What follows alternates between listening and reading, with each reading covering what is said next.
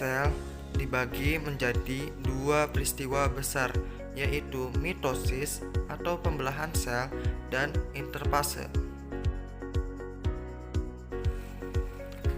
Siklus sel merupakan tahapan ketika sel melalui satu divisi sel ke tahap siklus sel selanjutnya. Jadi, siklus sel adalah program sel dalam perkembangan dan pertumbuhan untuk kelangsungan hidupnya.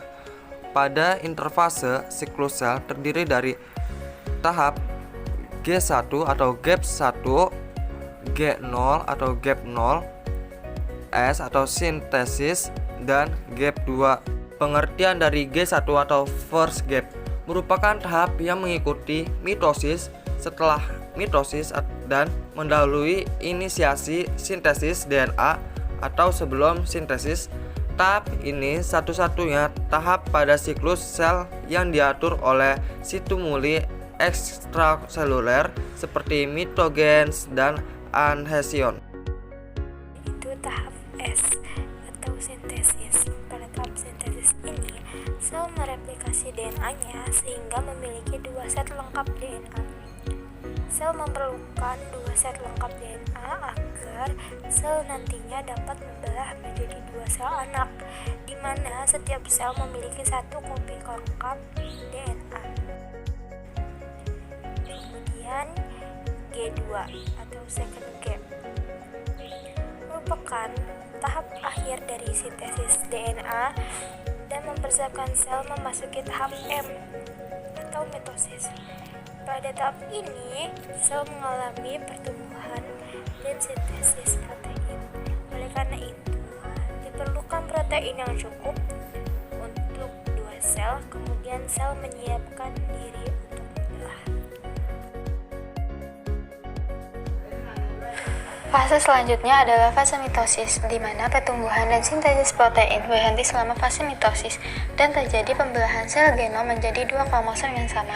Lama waktu pada fase mitosis lebih pendek dibanding pada fase interfase, kemungkinan lamanya 1-2 jam.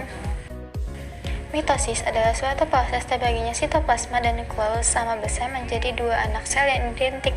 Fase mitosis dibagi lagi menjadi 5 tahap, yaitu profase, promotefase, metafase, anafase, dan telofase.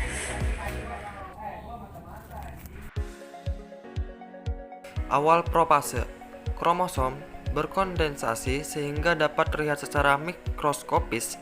Tiap kromosom terdiri dari dua sister kromatid yang paralel yang bergabung pada satu titik, yaitu sentromer.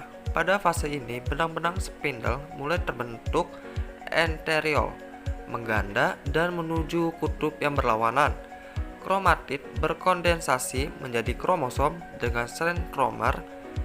Dari tiap pasangan kromosom homolog masih menyatu.